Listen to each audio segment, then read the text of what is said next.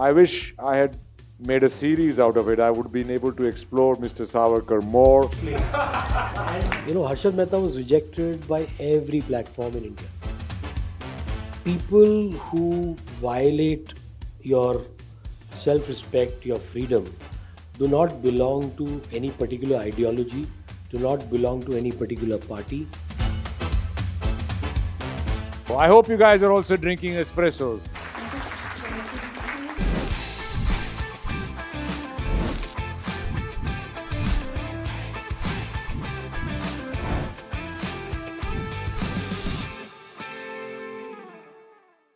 A very warm welcome to all of you to this really special moment. I'm privileged to share the stage with two artists of the caliber of Hansal Mehta and Randeep Hooda. Both of them are similar and also different. They are similar in the sense that both of you started out as outsiders to the industry. And then both of them are similar in the excellence with which they have traced a very, very vivid arc. And one of them you started out as an actor, and now you made your name in every film that you did. You lifted the film because the characters that you played jumped out of the screen because of the kind of immersion in your roles that you did. From there, last year you've now ventured into being a director as well as a producer and a writer. Unwillingly. And Hansal Mehta, of course, started with a food show, gave us our first celebrity chef in Sanjeev Kapoor, and then became an national award winner with Shahid, and then conquered the streaming space with so many long-form storytelling formats, so many shows that have done so well. They are also different, like I said. Last year, Randeep made Savarkar, a biopic of Savarkar, and Hansal's current project is on Gandhi. So, they are also very different. You have Gandhi and Savarkar together on. So first of all, before we begin, I just want to say thank you to both of you. Thank you for what you do. Thank you for the art. And then to Hansal first, a double thank you. When I was preparing to do this conversation with you, I came across a blog that you put up after you watched Thappad. And that was in, I think, 2020. And I'll just read out from what you said. You watched the film and you wrote about the film, the way it was crafted. There was a lot of generous praise for the filmmaking. And then you ended with this. You said, to all the women in my life, to my wife, my mother, my sister, my daughter, my ex-wife, my girlfriends, I know it is late, but better late than never. Sorry. Sorry if I have let my entitlement stifle your growth.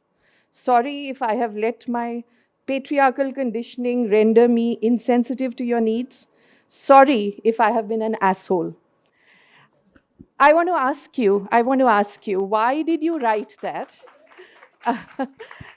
You see, that is the power of good cinema. It provokes you. It makes you think, introspect, and say things that maybe you would not articulate otherwise. So yeah, I would have never said sorry to my ex-wife, but there I was. No, but the film was very powerful. It was a very, very powerful. It was a very powerful film, and that's what good films do to you. And I don't remember writing this because my writing is all stream of consciousness. I don't look back. I don't edit it. I don't look back at what I've written. So very often my blogs go with grammatical errors. So to me, when I read it, it seemed rare. It was a very rare thing for two reasons. One is, of course, this acknowledgement of the women in your life and where you might have made a mistake with them, and your ability to say sorry after watching this powerful film. The second was the kind of generous praise you showered on the filmmaker, Anubhav Sinha. And I remember reading something else that you had written after you watched Heather, where you again, you praised Vishal Bhardwaj for the craft. And you also said that, I think you said something of the kind that it was not a film that was written, it was a film that was painted. I want to ask you, and I also want Randeep to come in on this. I mean, isn't this unusual, the generosity towards your contemporaries, or is this easy? Does this come more often? I'll tell you a secret. So, I praised Anubhav because he was producing my next film. And Vishal because, if it was not for Vishal, I wouldn't have been a filmmaker. They've been an integral part of my journey. So I've written in the first paragraph of that blog, Anubhav is somebody I used to resent because when we got into, doing television, we got into this business, the guy had a Toyota. And matlab, we were struggling to pay for a rickshaw. The guy had a Toyota. So, he always pissed me off. By the time, so I was actually, thappad, I owed him one for being resentful then, and then for wanting to produce my next film. But no, it was a very powerful film, and so was Haider. I mean, Vishal, we worked together. He was a composer. He wrote his first script for me, and from that time, when both of us did not know how to write, from that time to today, the kind of filmmaker he has become, that journey is so inspiring. But Randeep, is it easy to get praise for from your contemporaries? In a public platform, it's very rare. I don't know why, but it seems like the sense of camaraderie that should be there, and art is a kind of a field where, it should not be competitive because it's very individualistic. You cannot, it's not like sports, either you win or lose. It's a very opinion-based thing. So in that, I think there should be more praise forthcoming. And I have also felt that about my own work. And then I've also noticed that how many other people's work are you praising, or are you going out and making a big deal about it? So it is something which we as a fraternity have to kind of, get into it without the next person producing your next film or any of those things. That's very natural to happen. But apart from that, I think if there is a good piece of work which you like, you should voice it. Hansal is very active on social media. I am not so active anymore. I have cracked a few jokes that have cost me a lot. So I've kind of refrained from it. But yes, that should definitely be the case. More pats on the back, more encouragement. And I think the best encouragement that can come your way is, apart from the audience, is your peers. Once your peers respect you and they talk highly of your work, and they are also the people that you can sit and discuss your work with or their work with. And it's always a learning curve. But it's very rare, I must say. Randeep, we had Manoj Vajpayee at an Express event a few months ago, I think. So he said something. He said that there are two kinds of actors. There are one kind of actors who go to the character that they are playing, and the other who let the character come to them. Now, you obviously are the first kind who goes to the characters. I mean, there are stories about you, about how you did not speak to Alia Bhatt when we were shooting for Highway because on screen she should find you strange. And that was more to help her than me, okay, to yeah. tell you the truth. But then there are all the weight loss stories, the physical transformations, that I think for Battle of Saragari, which never got released for 3 years, you didn't, I think you grew a beard and you refused to shave. I didn't cut my cash. Yeah. Yes. Then you lost, it is said, about 32 kgs for Savarkar. So was this a conscious choice you made at the beginning of your career to be the actor who goes to the characters rather than lets them come to him? Or do you think this is the only way to do it? I think I am very highly influenced by Nasir Saab, and he is very influenced by Kendall Saab from the Shakespeare Wala. And their thing is that you stand behind the character and let the character do the thing.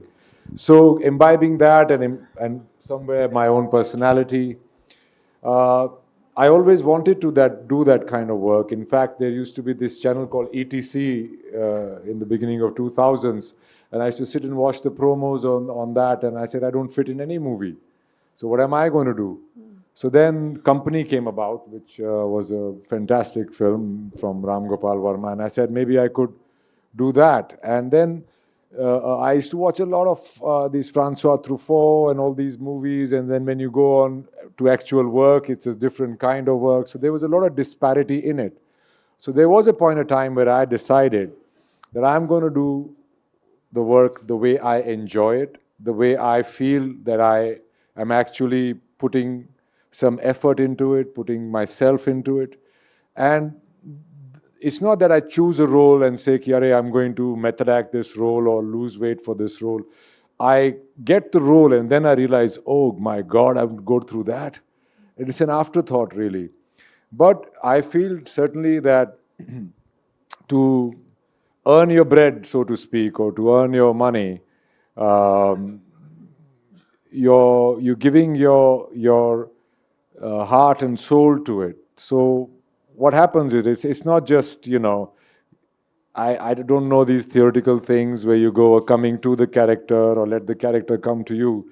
It's basically that if you've got an accent or you've got a certain physicality or you've got a certain way of thought process, you just try and make that a part of your life 24/7 so that you don't have to go and act when the shot's on. So it's just more for yourself, and it's a very personal thing. I never impose that on my co-workers or my directors or anything. It's a very personal thing. But I think that's where my joy lies, and it's not the only joy. I mean, people can do it in a different way, which has the same result. I think no director is really interested in your process. They just want the result. So after feeling lonely about it in many, many movies, I decided that, hey, I don't need anybody. In fact, I've never had much of a conversation with a director on set ever. I've already done my homework. We already discussed everything. And when it comes to that, I don't really know what I'm going to do in a scene, ever. It's just all those things that you've been thinking and doing. And it has taken me, like in Highway, I was probably getting about 40% of what I was doing off screen, on screen. So the whole journey is getting more of it on screen and suffering less off screen. So that balance has been very hard, but I'm somewhere getting it. And Adil Hussain, who I worked in a couple of movies, said that I have to stop doing it because it's really affecting me. My family feels the same, but I don't know. That's the joy, to be somebody else in this lifetime that's not going to have any real life consequences. But if it's that intense a process, is there an after effect? Is there a hangover? Oh, there's a lot of hangovers. Like my smile changed after I played Charles Sobraj. Even today, so did my finesse with the girls. Then, while Savarkar, I'd lost so much weight and I'd broken my leg, and he was in Kalapani for so long. Even now, I find myself on set walking around like that till I have to say, no, you're not playing that. So there is a lot of hangover, and there is a lot of things you carry back with you. But I think the only way and the best way to get out of it is to get another part and work towards that. Then you lose everything else. So in the West, they have these classes or these workshops where you kind of detox yourself. But like our army does not have PTSD because it's a Western concept. Poor people don't have depression. Hence, Indian actors don't need those workshops to kind of wash out the character. You just move on to the other one. Hansal, in Aligarh, there is a sequence where Manoj Vajpayee is sitting, Professor Cyrus. Siras or Cyrus? Siras. He's this, I mean, for those who've not watched the film, it's a film about a gay professor in Aligarh. It's a Muslim wonderful University. film. Yes, it's a beautiful film. So I'm talking about one particularly I'm talking about one particularly beautiful sequence in it. So he's sitting on his chair and he's pouring himself a drink. And you see him first through a mirror, then you see his close ups.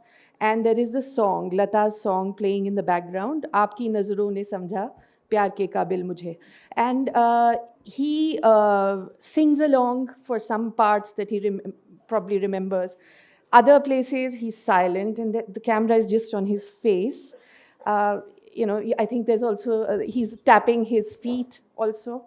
It's just such a poignant, such a beautiful sequence. I think it's about, I don't know, 4 to 5 minutes, and it sort of just captured the essence of, the man, the torment, his identity, his what was happening to him. Uh, what I wanted to ask you is, what was behind that sequence? Was it that so many times, and it's not just Professor Siras, it is also, I think, each one of us, we find that there are so many things that we cannot find words for, which the Hindi song actually helps us with. There's so many emotions, so many unsaid things, and then you find a song which says it for you. Were you thinking of using the song like that? No, actually, uh, it was a moment in the script which was scripted for the second half of the film, where he's in a new house and uh, he's getting dressed, and there's a song playing in the background. And on the script, it was written that he's listening to a Kishore Kumar song. So we had time actually.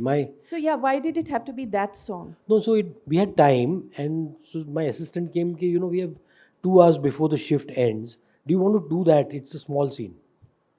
I said, okay, let's do that. So I spoke to my cinematographer. He said, I want to take a shot in the mirror. How about, he's doing whatever he's doing. And Manoj said, I want to drink whiskey in the shot. So first of all, they changed everything. So Manoj said, I'll drink whiskey in the shot. I'll put a cube of ice. मैं whiskey पीऊँगा. And cinematographer wanted to take a shot of Manoj in silhouette through the mirror. I said, ठीक है चलो कर लेते. It was so. The point is, I was also exploring. So Manoj said कि गाना कौन सा लगाएगा किशोर कुमार का. I said किशोर कुमार नहीं यार, Lata Mangeshkar. We were shooting in Bareilly. It was very cold, and it was quite late at night. So Lata Mangeshkar is my go-to companion for life. Whenever I feel lonely, whenever I feel low, her voice is like medicine. She is, the soothing influence in my life. Always her voice, especially her songs with Madan Mohan.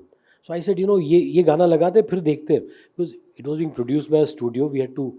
These rights cost a lot of money.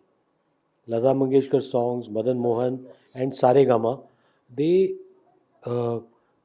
take so much of money, and I won't say fleece you, because that song is, invaluable. You cannot put a price to something so beautiful. So I said, Manoj, ये गाना लगा रहा हूँ, तू सुन ले. What happened then was we put on the song and we shot for 7 minutes. And it was in the mirror. And the cameraman was in the mirror. We cut, and all I was seeing was a silhouette. And I was looking at Manoj while he was doing it. And I realized that something, it was the second day of shoot, that we found the character there. We realized what the film was through that one shot. So, which is why we set up a close up then. We took 3 shots. We finished the entire thing in 3 shots, but we discovered the film. It was earlier a film about a professor's death, an investigation into a professor who was suspended because of his sexual orientation. It was an investigation. It suddenly became a film about loneliness, so about isolation. So वो second day पे एक आपको that song and that moment, Manoj's eyes. So the cameraman, when we shifted to the close up, he took 2.5 hours to light it up. I said, यार इतना time क्यों ले रहा है, अभी तो शूट कर चुका है. तो he said, no, I'm lighting his eyes. He was a genius, the cameraman, Satya Rai Nagpal. So Satya was lighting his eyes. And the magic, Manoj has very deep set eyes. So very often in many of his films, you don't see his eyes that clearly. And his eyes are very, very expressive if you see them on screen. He needs, so he lit up his eyes and then suddenly you saw that melancholy in his eyes. You saw that loneliness. And, जो मनोज ने आपको कहा था कि, you go to the character, character comes to you. I think it is, somewhere, एक point के बाद you don't know whether the character is coming to you or going to the character. And that was that moment, when the lines were blurred. There's no theory. The lines were blurred. We found the character. And उसके बाद it was a cakewalk because you had discovered. You found the character. You can discuss for hours. What does he think? How does he work? वो कैसे होगा? Everything. But that one moment changes something within you. It changed something in all of us. The story of the professor, of course, was our story, Indian Express. Yeah. Oh, Yes, really? Yeah, Deepu Well, Sebastian. Yeah, Deepu Sebastian. I'd just like to add something to that. Oftentimes, especially film school people and a lot of the audience think, oh, this shot was taken for this and da da da da da. There's a big whole hoopla that is made about it. Usually it's like time's running out, we don't have anything else to do, we start doing something, we discover something, and something happens. So a lot of these very fantastical moments, I feel, are the unplanned ones. Even as an actor, you didn't plan on something and all of a sudden something happens in the scene, and that thing is what lends itself to the magic, so to speak. We had a moment in Shahid where the two lawyers, the public prosecutor and Shahid, who's the defense, are arguing for somebody arrested under Tada. Yeah. And it's a big offense. It's the the Mumbai riots. He's a Muslim character. Big argument. The argument gets over because the judge has just got up and walked away. So it was very spontaneous. I just whispered to him कि आप उधर निकल जाना. So he just gets up and walks. And I said, we'll see how they react. So both of them reacted this way and they start putting files in their bags. So Vipin Sharma was a very fine actor. So he looks, कि अच्छा sandwich लाए हो, मुझे खाना दो. They were fighting like cats and dogs. And suddenly he asks him for food. कि क्या लाए हो?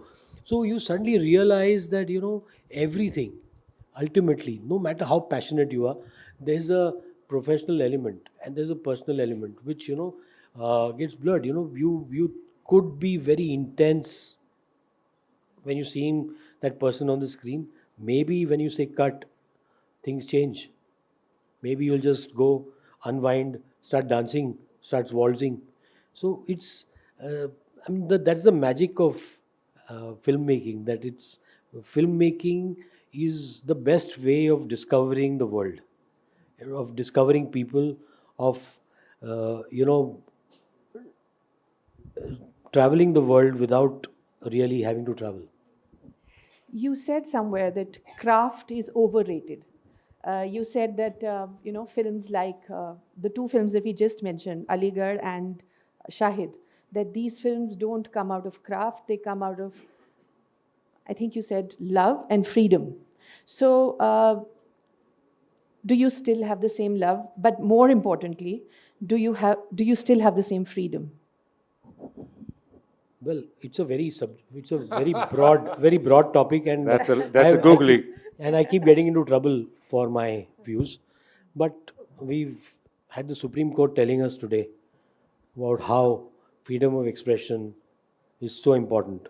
People should be allowed to say what they want, and it's a moment of, it's a celebratory moment. When I read what the court said today, you suddenly have hope. You say, in all the darkness, there's always this glimmer of hope. And that glimmer of hope comes from storytellers. It comes from performers. It comes from people who live lives beyond their own.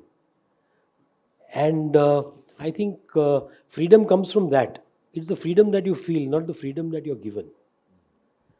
So I think freedom is more about ourselves than about the freedom that you have been given, because that is artificial freedom that a government gives you, that the laws give you. There's a freedom that you give yourself to express, to feel, to say things in a certain way, to feel the way you do about other people. And that freedom to me is paramount. So, uh,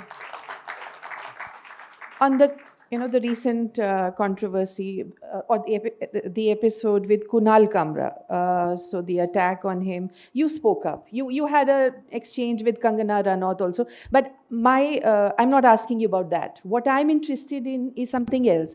You also said that 25 years ago you faced the mob yourself, and that the mob came to you, publicly humiliated you, made you apologize for one sentence in a film.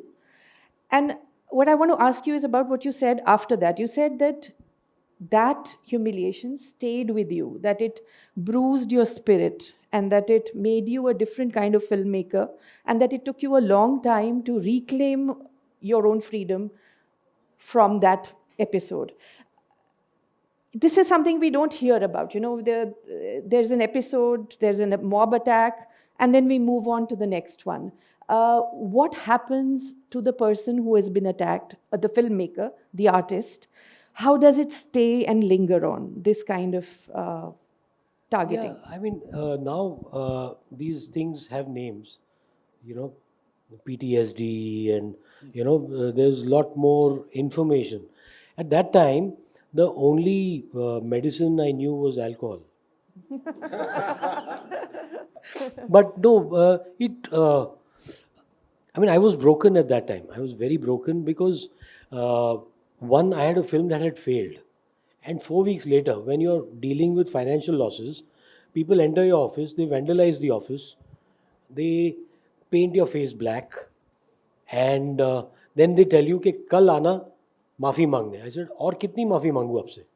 They said, नहीं कल आना, because they had to create a bigger public spectacle. So I was made to apologize in front of 10,000 people. And the apology was not the issue. The issue is, I later on realized that, people who violate your self respect, your freedom, do not belong to any particular ideology, do not belong to any particular party. They do not, they are unfortunately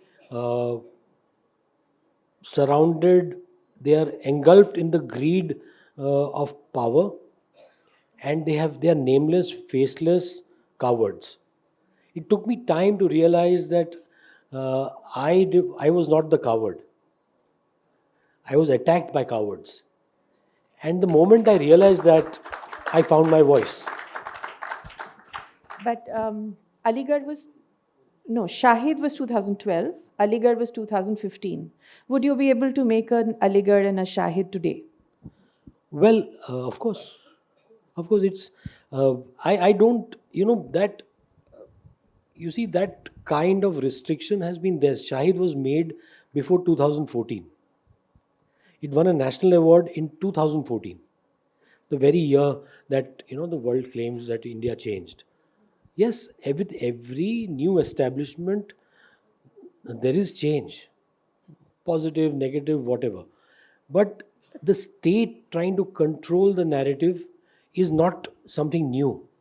Why are we behaving like it is some new franchise that has opened up? It's more in your face because of the social media. It's always been there. It's been there since emergency. Pre-emergency it must have been there. So it's been there. I think I find that adversity very positive. Adversity creates great art. It's an opportunity and not a hindrance.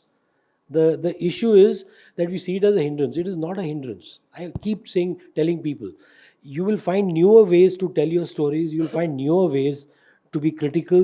You will find newer ways to awaken the people, to awaken and to provoke and to ensure discourse and debate. It's like having lesser money to make a movie is actually ends up that adversity, you end up applying yourself more, and you end up with a more cinematic movie because you did not have the money to do certain things. As far as this expression of freedom goes, I think, like Hansal said, that there's a freedom given by laws, the government, and all that, your own morality, for that matter. But I believe that what true freedom is, that we've got three sides to us, all of us. One side to us is when we are in a public gathering like this. One side is when we are with our family and friends. And one side is when we are absolutely alone. And I think the real freedom comes if you can be that one person in all three situations. That would be real freedom. And that is where you are really free of other people's judgments and true to yourself. It's very rare. Something I try to be, but it's very rare. It's impossible, rather. So you talked of being free of judgments. Last year, your film released, the biopic of Savarkar. When you've been asked about why you made this biopic, and your answer has been that it is the unsungness of Savarkar that appealed to you to tell the story that you thought was not being told. So were you not apprehensive when you started this, that judgment that you talked about, that this would not be free of judgment, your choice of making Savarkar in a time like this? I think it released in 2024, just ahead of the Lok Sabha election. Well, a lot of people told me, advised me to not get into this kind of a subject, which urged me more to read about it, to read about him. And there's a joke in Haryanvi. सुना दो? एक bag गांव वाला सैर ते उल्टा हुआ है तो पूरा गांव खाली बोले कड़े गए भाई सारे बोले वो बांदर के पाछे लाग रहे हैं बोले सारा गांव बांदर के पाछे लाग रहे हैं बोलते हाँ बोले बांदर की साइड कौन है बोला कोई नहीं बोले अच्छा मैं बांदर की side So it was that kind of a situation. He was so maligned, and when I read Vikram's Sampat's book and other books on him, I realized that why are we not aware of this in public discourse? And the fact that a lot of my well-wishers did not want me to get into it just enticed me to do it. Maybe the Jaat I am, and Jaat playing a Maharashtrian, and that too Savarkar is, and there's a movie called Jaat being made where I'm playing Sri Lankan. So that's life. So when I took it on, I somewhere knew that there is going to be a lot of opposition to it. I went through a whole lot of hell to make it, which I don't want to keep singing about. And it so happened that it released in the elections. I wanted to release it 6 months earlier. When it released in the elections, it was tainted as a propaganda film. And I was just flabbergasted, sitting and listening to people and thinking, who sells their house and loses 32 kilos to make a propaganda film? I want to know that patriot. I want to meet that patriot. So there was a lot of things, things within the industry also that I felt. But if a movie can be made on Mahatma Gandhi, a movie can be made on Mr. Savarkar as it can be made on anybody else. So when a lot of people were giving me flack about it, I said, okay, if I had made a movie about Mr. Nehru, for example, I would be as diligent, I'd be doing it as much, as sincerely as possible as I did Mr. Savarkar's story. So that was the thing, and it was it is in sync with what he faced in his life. He was very misunderstood. He was a very profound thinker, which a lot of people did not get, and all those things. So there was a bit of a thing, but then, एक कहावत होती है कि ओखली में sir दे दिया तो मुसलों से क्या डरना, तो खींच दिया मीटर उसका भी.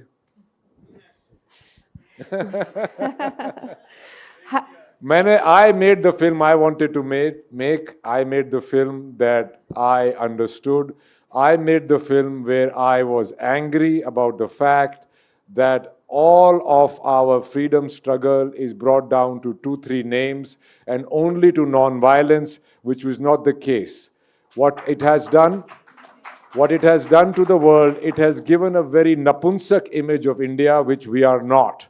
We are not going to give you our other cheek after you slap one of our cheeks, We are going to break your face the moment you think of trying to slap our cheek. So that's the kind of an attitude which I think, and it's very prevalent today. What Mr. Savarkar had always propagated is very prevalent today.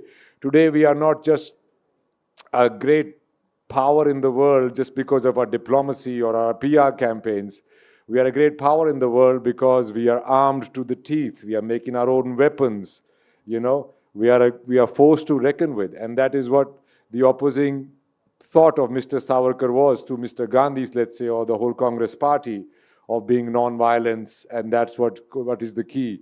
And Mr. Savarkar said when he wrote Hindutva, I read Hindutva, and the first 40 pages of Hindutva is about Buddhism. I was shocked. What is this man saying?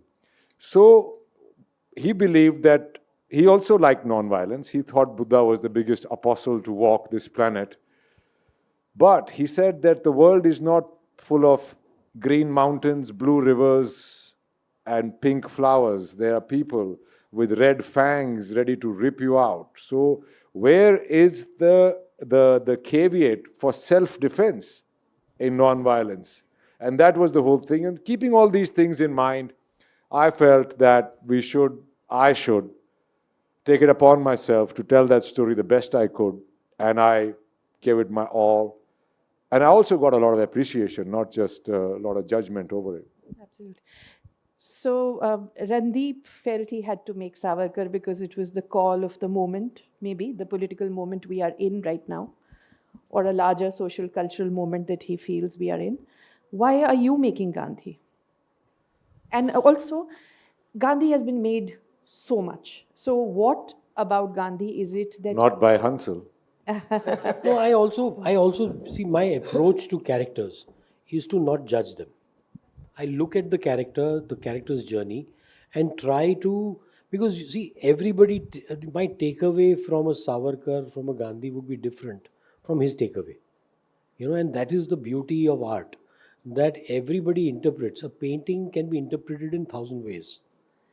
Everybody who looks at it, the beholder interprets it in his way. He perceives beauty the way he has been conditioned to perceive beauty. Or perhaps he'll be forced to look at beauty differently. And that's the beauty of art. That's why art is so important in the most difficult of times. And so for me, Gandhi was that. I mean, I'm a big admirer of Gandhi, but diving into Gandhi to understand the man, the human being.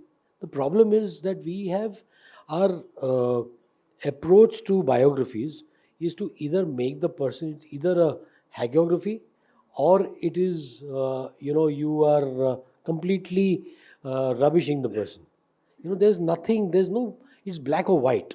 There is an in between where the human being is being shown without judgment, with all his flaws, with all his goodness, with all his learnings. So Gandhi was that. Gandhi is a man. His story is about flaws, mistakes, and learning from them. So it's about how that applies to our daily lives. About learning from your mistakes and growing above them. About mobilization, about making your story, about your moment, making it an inspiration for so many people. So I found that fascinating. I found his journey mostly untold in all the telling that I have seen so far of Gandhi. Of course, Sir Richard Attenborough's grand film. It was a grand film. It was a lovely film. It made the world aware of Gandhi in '82. But I think in today's times, Gandhi is as necessary, or perhaps more necessary than a Savarkar. It's a time that we need to rediscover the value of self-introspection and the value of empathy. Empathy for yourself and empathy for the world around us. That we have forgotten empathy. We have forgotten those basic values. And I think Gandhi's story is about that. It's about learning. So which is why, I've made a film on Omar Sheikh, the man who allegedly killed Daniel Pearl. And I again saw that without judgment. I saw it. People said it's a clinical film.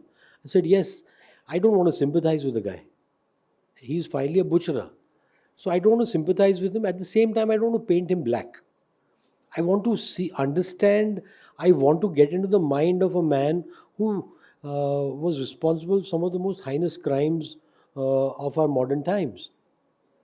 You know, so you find ways of telling these stories. When I made a film called Faraaz, which was based on the Holy Artisan bakery attack in Dhaka, 2016, people said, "Why are you making a film about Dhaka and in Hindi?"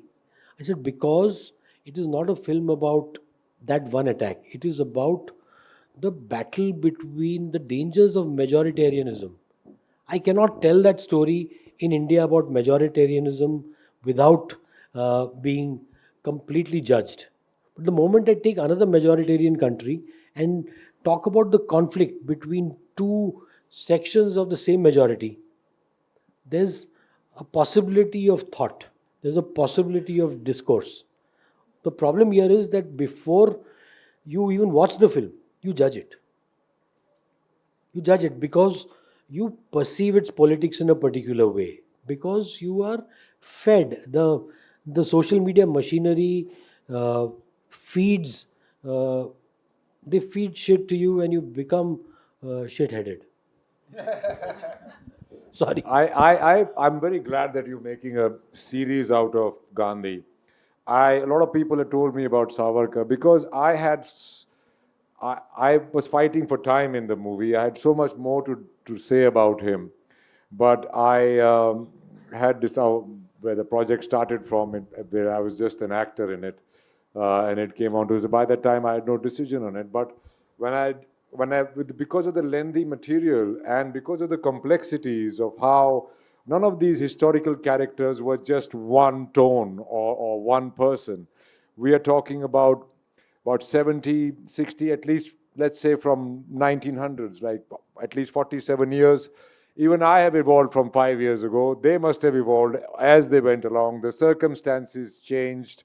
People, their friendships, alignments, their things, everything kept changing. And that was the most interesting part. So looking back, I would say that I wish I had made a series out of it. I would have been able to explore Mr. Savarkar more. Though in this, I did not try and paint him completely white. He was full of flaws. But cinema, the film itself gave me too less a time. My first cut was 4 hours, 30 minutes. And which I shot. Only Anurag Kashyap can get away with that. Oh, I was told to release it in 2 parts, but I said my first part does not have Kala Pani, does not have the apparently gangs of Savarkar. Gangs of Savarkar. That would have been good actually, because these guys were gangsters, where they were all in touch with each other in secret organizations. But yes, as Hansal said, it's very easy to paint them black and white. It's very hard and to address them and to even look at it from a human point of view, which is very hard in this country. No, I think it's important that we understand that we are chronicling our times. 50 years later, 100 years later, there's a generation that will be fed with a certain. You see, election campaigns and politicians have a tendency to change history according to their convenience. But you cannot wipe out what is recorded, what is there on screen, what is there on celluloid, what you have already made. So it is important for us to chronicle our times. It is as important to tell Savarkar's story as it is to tell Gandhi's. For generations in the future to understand the times that this country has been through. Otherwise, I mean, it will all be lost in the the rhetoric and the greed of people who don't give a damn about the people who are listening to it. Are you consciously trying to talk to the young? Like when you made Savarkar, for instance. I did. Yeah, I you, did. you brought rap into the movie. Sorry? Didn't you? Rap music? I brought rap into the movie. I made the movie like with very modern ways of making a movie. I got my background score scored in France for it. Even the camera movements and all that, I had a lot of handheld. because I saw the Richard Attenborough's Gandhi. It was all still, classic frames, big movie. I said, if that's a movie about of a guy who's non-violent, I'm making a movie about a guy whose thought process is so violent. So I wanted to bring a lot of that. And yes, I wanted to talk a lot to the young people, and I think I got across to a lot of young people. I saw reports and news and even people talking to me that a lot of young people are picking up books and reading about Savarkar. Whether you agree with him, disagree with him, that's a separate story. But at least I made people curious about him, which was something which I felt that I achieved. And it is the young, it is the young that you're talking to. People who already admire Savarkar or hate Savarkar, those people are going to sit on, they're not going to change, they're not going to watch it or watch it and admire it to another level. So it is the people who don't know much about them, which say, okay, and I did not call him Veer in the movie at all. It is for the audience to decide. But I present the facts the way, in my point of view, how I see it. And it's very important because in today's times, nobody's reading books. My nephew's here. He's not reading a book. He's always watching things or. So when people are not reading books, then what are they doing? They're watching things. And when they're watching things, what are they doing? They're watching these things. They're watching my movie, Hansal's series, or some reel made on Instagram. So that is their way of acquiring knowledge. And history, I just want to say this. History depends, the truth of history depends on who is telling it. There is no, today's incident, your point of view to this room is towards me. My point of view, the room is towards you. So in the same room, we don't have the same point of view. So can you imagine how history can be? History is written by the winner. Imagine the lion writing the history once he's shot dead. Well, this hunter came up. First, he fired a shot. His hand was shaking. It hit the tree. And I almost got him, but then he got my leg. And I was crawling away, and he came.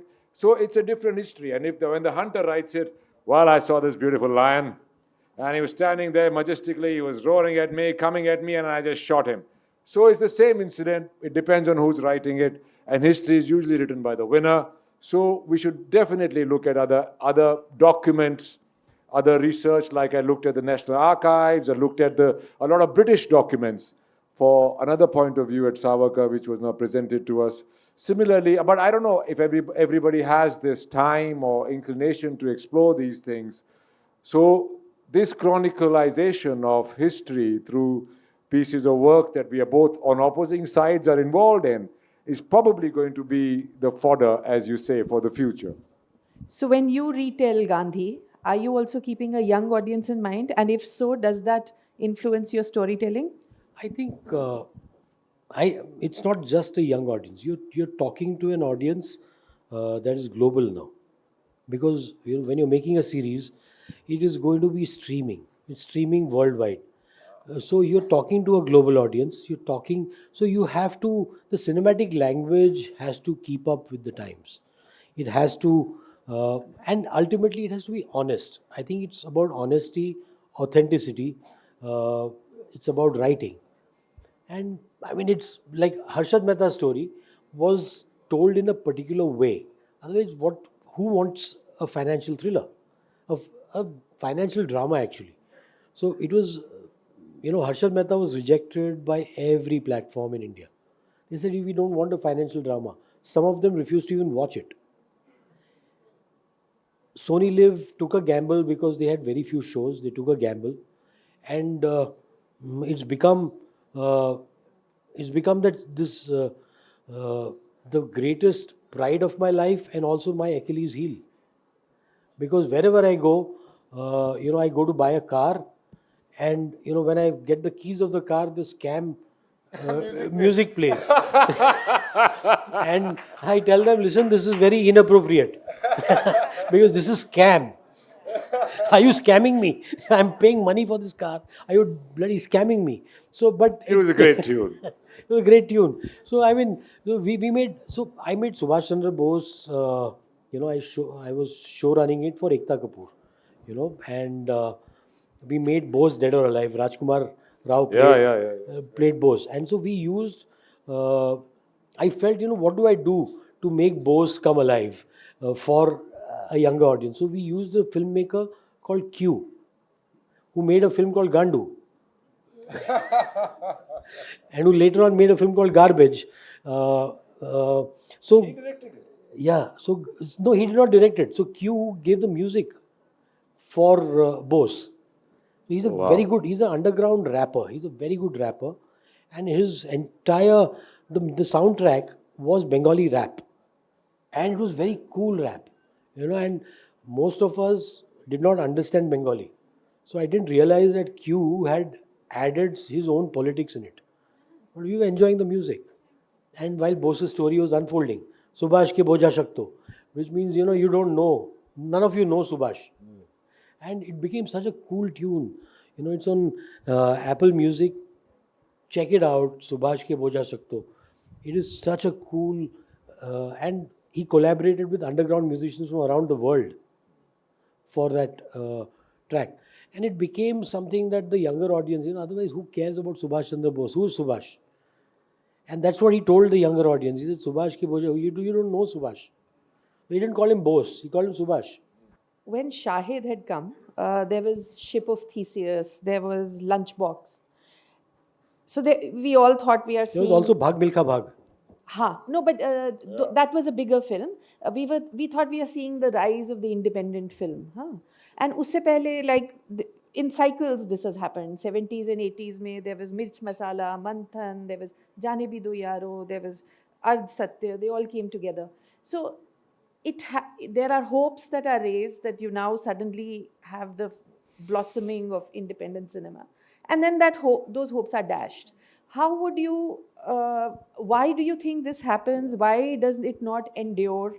And how would you characterize a present moment in cinema? I think everything has a shelf life. Everything. We unfortunately, what happens is what we see is only mainstream, because we are so driven by stars, by people, that we look at their ups and downs, and we make that the dominant trend.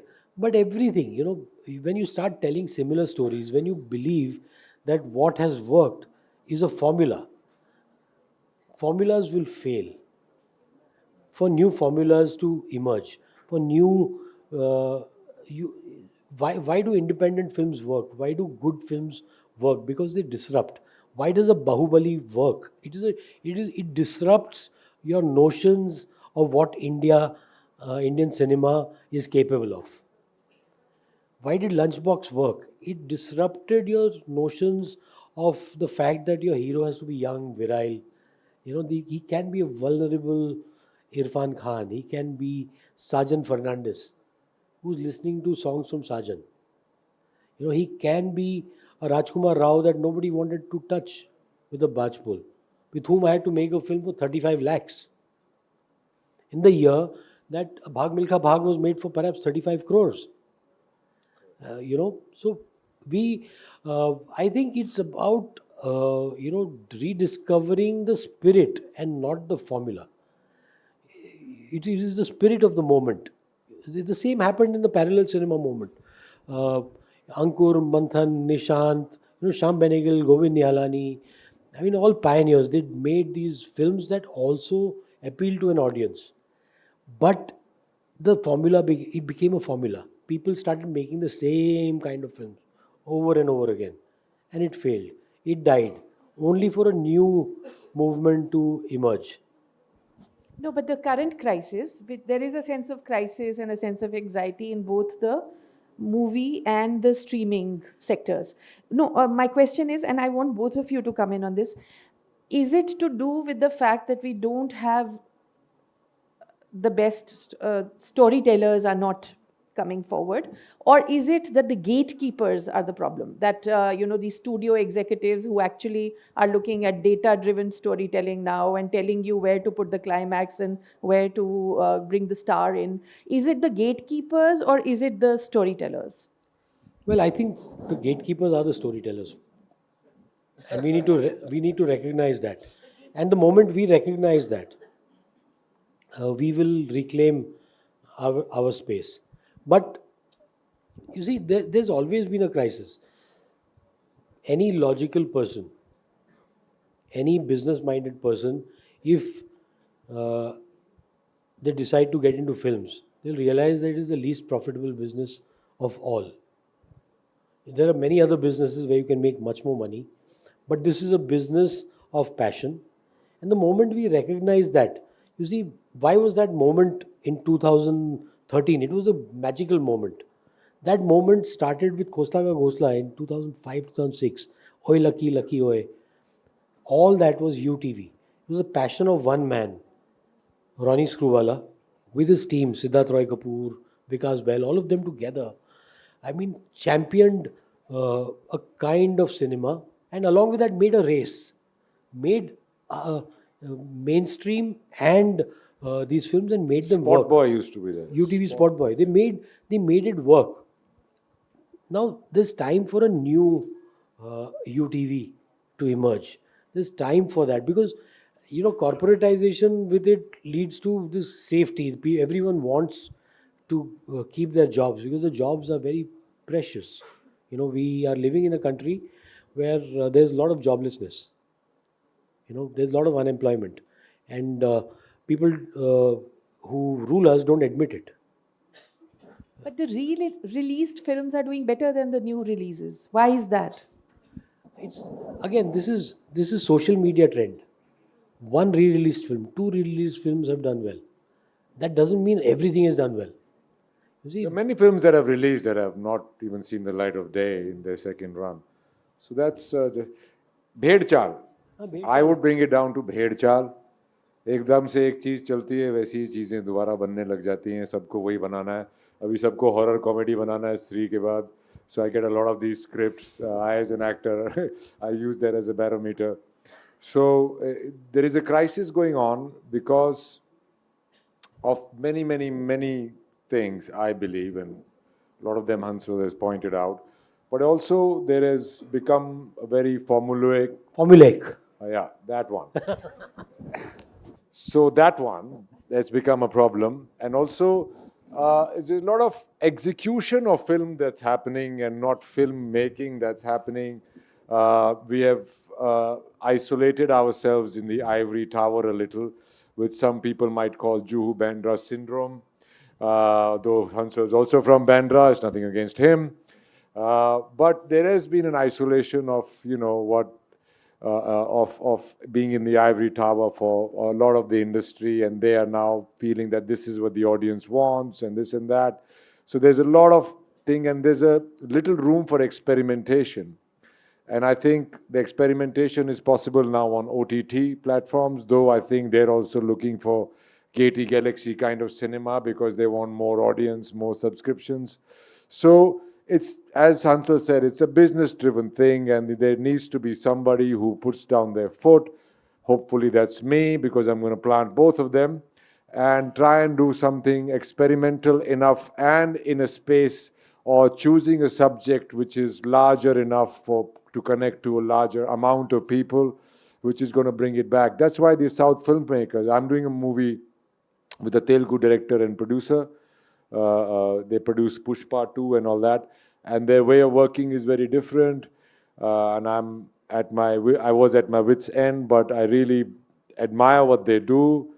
And it is also because they are still, like the DP, the WhatsApp DP of my director says, I didn't go to film school, I went to the movies. So they are still trying to, make movies about their own culture or their sensibilities, more basic human emotions, which is appealing to a larger audience. We are becoming a bit more intellectualized, which if you go in terms of, a larger audience, it is hard to get to. So basic emotions and telling the stories in the way, like for example, if you look at the movies, the big movies that are doing well, a lot of them have the themes of the commercial movies of Bachchan Saab, मैं आज भी फेंके हुए पैसे नहीं उठाता हूँ, Pushpa, झुकता नहीं है ये वो. So that kind of thing is coming back again. They are just making our films and selling it back to us, but with a bit more rootedness, a bit more, actual characterization. For example, if you look at Pushpa's character, he's got a beard, he's got a crooked shoulder, he's wearing a lungi, he doesn't have a six-pack, whereas the so-called elitist filmmakers here are just busy doing the six-pack whole bloody thing, and they're not going into the characterizations and finding the character within the and not making enough character-driven films, and finding that rooted character who rises up as the aspiration of all of us is.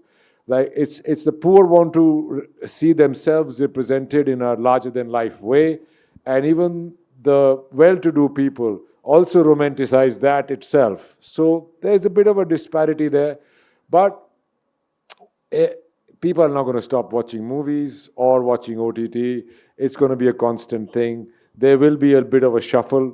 जैसे मेरी दादी कहती थी, कि अगर अनाज की बोरी में ऊपर नीचे ऐसे अनाज ऊपर नीचे उसको थोड़ा थोड़ा हिलाते रहो वो प्लेन हो जाता है. तो वो होने वाला है sooner or later.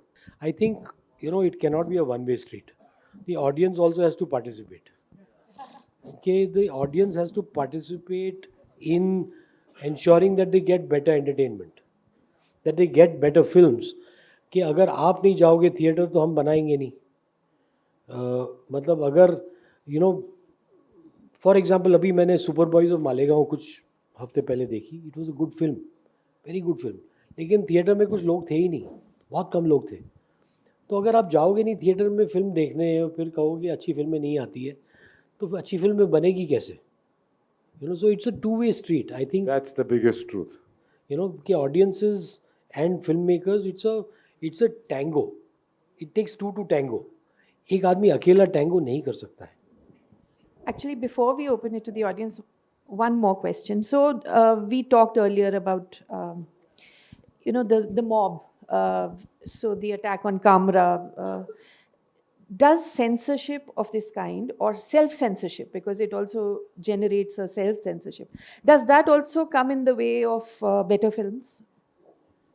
So these are all invisible barriers. Yes, you do sometimes feel bogged down by restrictions. We are living in a time where, people have become more and more litigious. Litigation has become the norm rather than the exception. कि छोटी बात पे मतलब लोग court चले जाते हैं. Court में कुछ होता नहीं है. They know that the Indian courts function, take a lot of time. I mean, Shahid took nearly Faraaz took nearly 20 months to release, and for nothing. We just kept getting वो सनी देओल की पुराना dialogue था, आज लागू हो रहा है कि तारीख पे तारीख. Ultimately when it was presented in court, there was a landmark judgment, about telling true stories. So it becomes a deterrent. मतलब फराज आज भी it is banned in Bangladesh. The story about Bangladesh, banned in Bangladesh. Aligarh was a film about Aligarh, banned in Aligarh. तो वो मतलब it is, so that quasi censorship is far more dangerous. कि that fear of the mob, the extra constitutional censor bodies, they are the ones that people fear. But the CBFC has very clear guidelines. You disagree or agree, the guidelines are very clear. You can easily mold yourself around those. They've been around for a long time. It's the 1952 Cinematograph Act. No government has been able to change it. I don't know why. They can change immigration laws, everything in one stroke, but censorship, the CBFC, the Cinematograph Act doesn't change. It keeps getting amendments. If you have such a powerful government, why can't something like the Cinematograph Act change? Because it suits their purpose. It becomes a means of suppression. But we can still work around that. But how do I account for some random body that comes up and says, okay, I am upholding the rights of so and so people?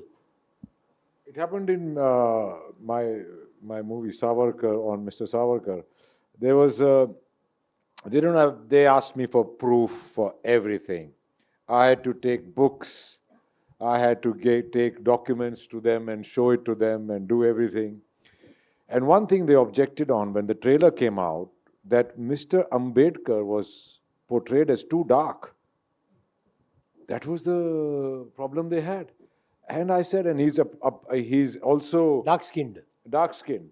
And he's also very aggressive in those shots. So I said, what is your reference of Mr. Ambedkar? So they showed me pictures of him much later in the 1950s and his recordings of his rather, articulate self.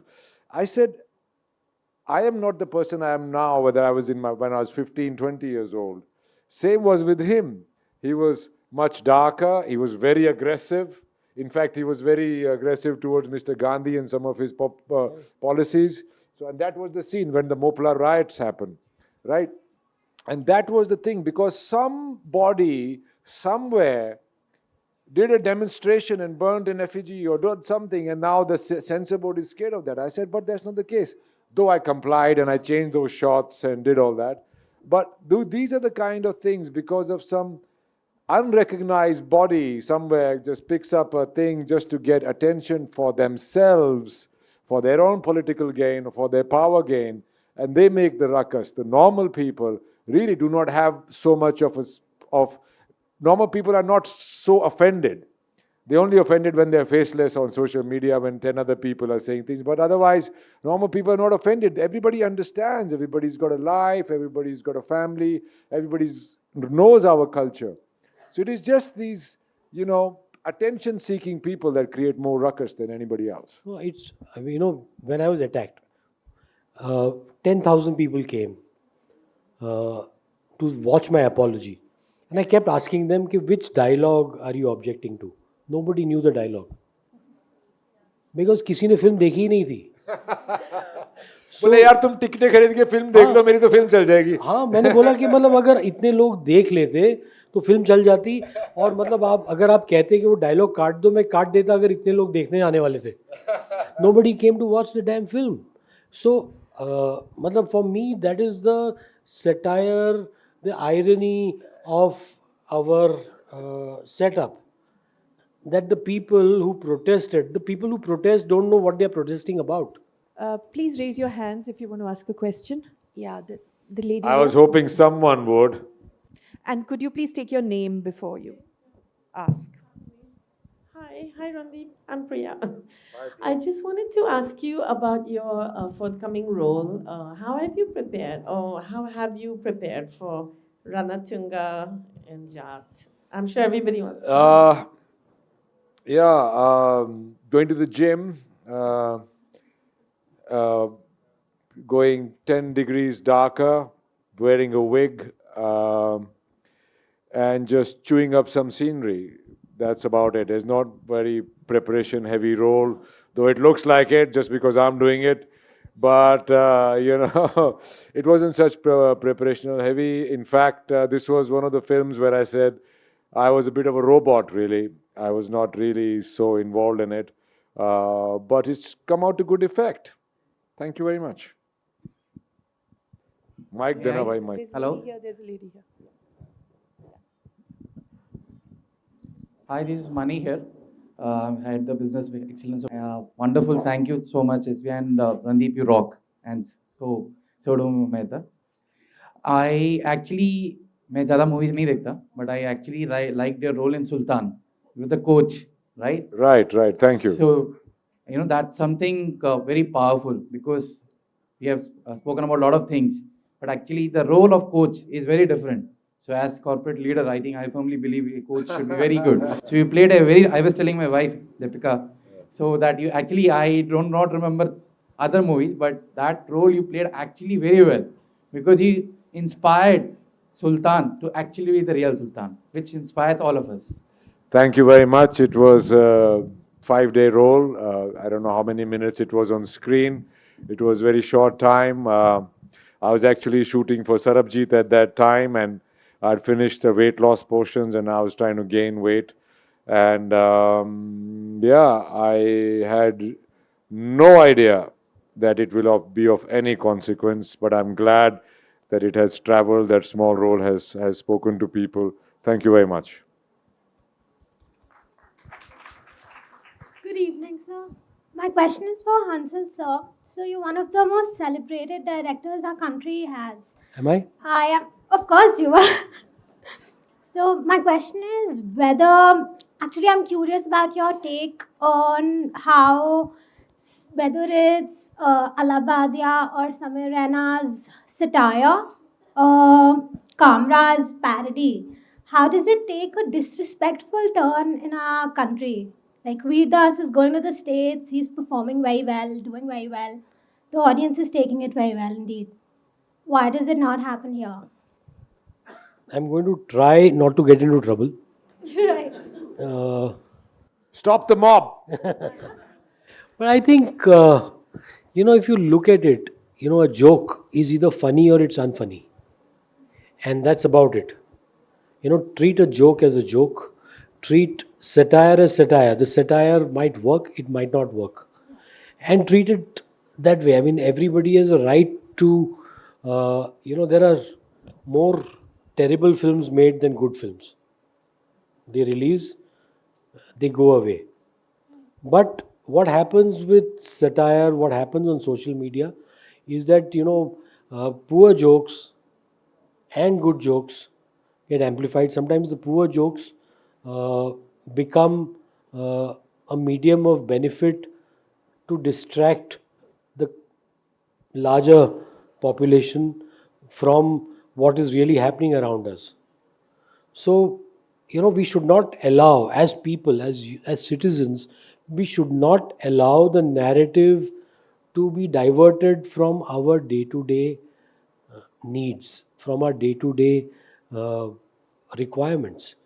We have elected people to look after our needs, not after our humor. They are not guardians of our humor, they are guardians of our well being. We have elected them for that, and we need to recognize that. The court has said that in that many words. And our well being includes our freedom to be unfunny also. If I may, am I audible? Yeah. Hi, this is Karthik Seth. I'm a lawyer by profession, so I'll be specific. I'm a great admirer of both of yours professional work, and at the same time, I just want to admire how Randeep got married and the way in the traditional fashion you got married with the northeastern values and everything. So on the personal front as well, great admirer of how it was done. Just on the point where you're talking about litigation per se, that there's more and more litigation with people now.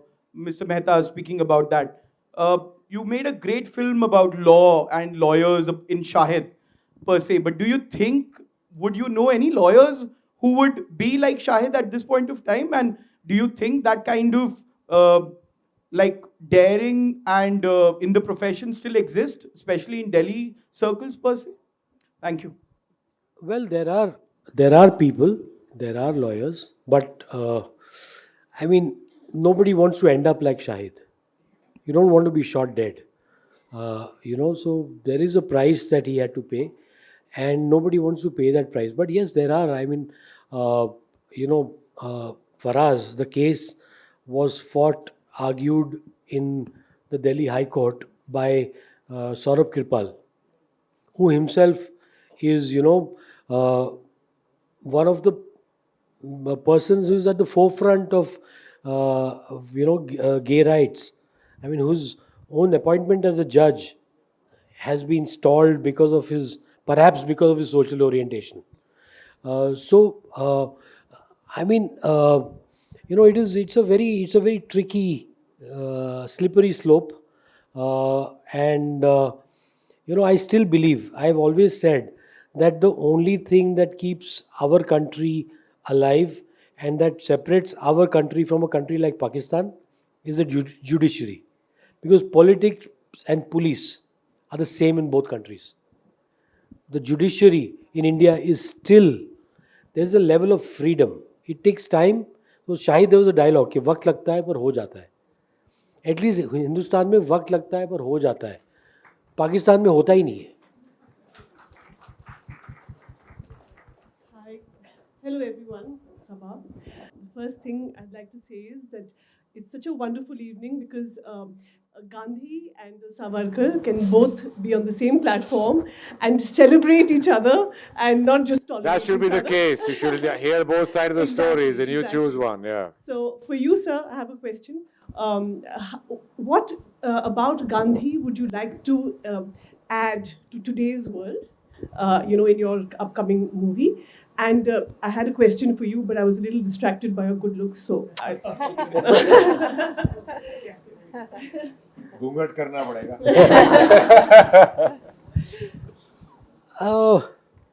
As I said, I mean, there's this quote attributed to Gandhi which says, "My life is my message." And I believe that everybody's life, the journey is the real message, not the quotes.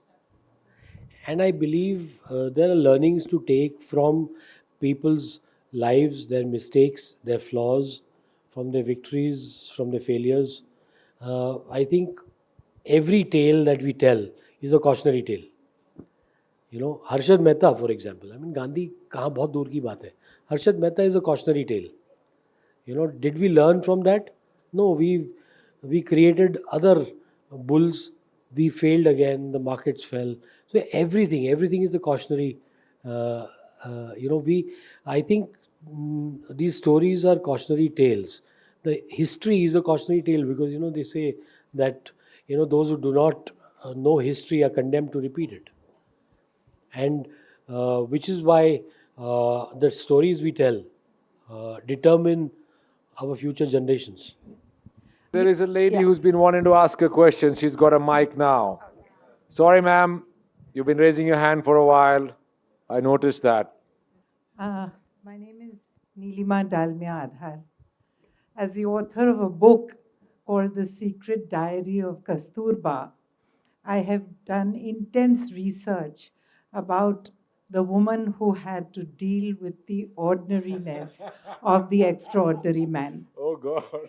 So, my question to you, and I'm curious to know, is that in your treatment of Gandhi, have you demonized him? Have you glorified him? Have you humanized him? Or have you exalted him? I just want to know. I think it's time for. I think you need to see it. I cannot. You see, that's what I say. You have to do something without judgment. I could have demonized him, glorified him, exalted him, criticized him, loved him in equal measure or in unequal measure. But that is for you to decide. That is for you to decide. You've written a book from a certain point of view. I have The followed. most dangerous point of view, by the way, from the wife's point of view. No. I understand. I mean, I have read your book, by the way. Thank you.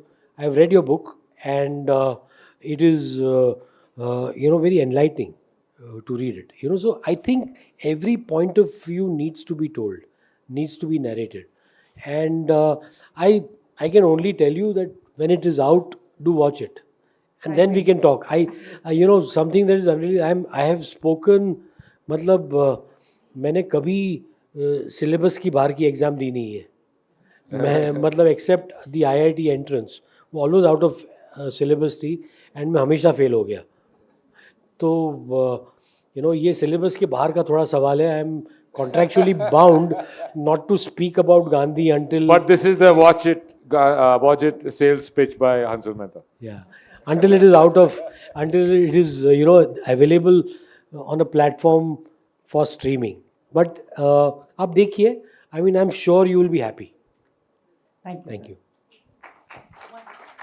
Because without मतलब मैं इतना कह देता हूँ कि बिना कस्तूरबा के गांधी नहीं हो सकता. Thank you. That was my point. Yeah, बिना कस्तूरबा के गांधी नहीं हो सकता है. I am what I am because there's a Safina in my life, and Safina is just not a person. It's मतलब it's कश्ती है. वो कि आपकी जिंदगी में सफीना नहीं होगा किस्सा याद आ रहा है मुझे, बट मैं बताता नहीं हूँ. छोड़ो तो बता दे यार. तो जब कस्तूरबा बा की जब डेथ हुई थी तो पार्टी ने एक फंड चलाया था जिसमें सब फ्रीडम फाइटर्स की वाइफ्स के लिए, विडोज के लिए कुछ कंट्रीब्यूशन सबको करना था और करोड़ों रुपया जमा हो गया था पूरे देश से।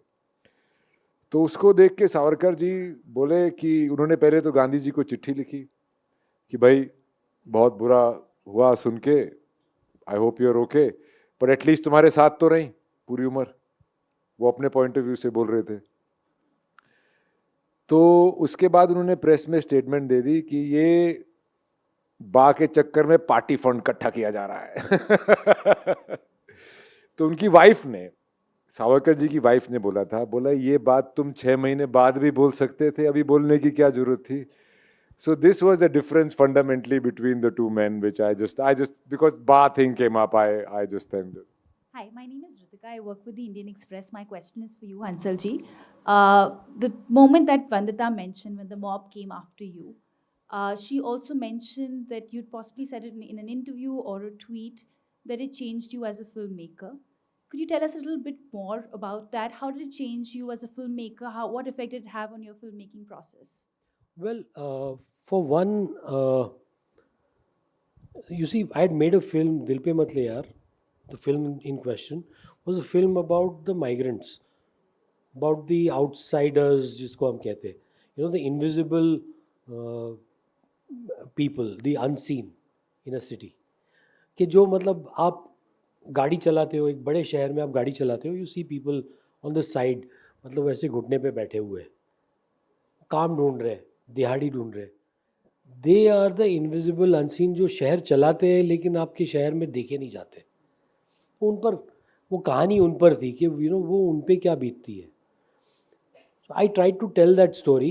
तो उसमें मतलब दोनों ने ऑब्जेक्शन ले लिया. एक तो पता नहीं शिवसेना ने, मतलब वो शिवसेना का बिजनेस था ऑब्जेक्शन लेना, और आज भी है, और मैं डरता नहीं हूँ कहने से. सडनली मतलब वहाँ पर बिकॉज ये हुआ तो कहीं से मतलब कुछ लोग जागे कि भाई आपने, मतलब उसका नाम था राम शरण, मनोज वाजपेयी का. तो उन्होंने कहा कि आपने मतलब इनका मजाक उड़ाया है, किसी ने उनको भैया बुलाया. बोला भैया, ये people talk about it, it's a slur according to you, and लोग ऐसे बात करते हैं, I am trying to show that. तो वो भी मतलब प्रोटेस्ट शुरू कर दिया, मुझे शहर छोड़ के जाना पड़ा. सो आई रियलाइज कि भाई मुझे क्या करना है. मुझे रहना है तेरे दिल में, दिल पे मत ले. रहना है तेरे दिल में, मैं ऐसा होता तो मतलब नहीं सॉरी, दिल पे मत ले. हाँ, तो मतलब वो उसमें गाना था दिल पे मत ले यार में, कि दिल पे मत ले यार मर जाएगा. तो मैंने लिटरली ले लिया कि इतना दिल पे ले लोगे तो मर जाऊंगा. कि if I take the words of these political parties, of these politicians to heart, I will die. So I थोड़ा सा नम हो गया था. I had become a comatose film maker. मैंने कहा फिल्में बनानी है ना, तो I will use whatever I know about the camera, about shooting, to make, to tell the stories that I believe people want to see. अच्छा वो चल जाती ना तो I would still be doing that. None of that work, क्योंकि ultimately मुझे 10 साल लगे ये रियलाइज़ करने को कि जो आपका कन्विक्शन है वही लोगों तक पहुंचेगा. बाकी सारी चीज़ें मतलब आप कुछ भी करो नहीं होगा. You have to do it with conviction. Unfortunately for me and my family, वो conviction मेरा इन्हीं कहानियों में था जिनमें मतलब I sort of poke the conscience of the establishment.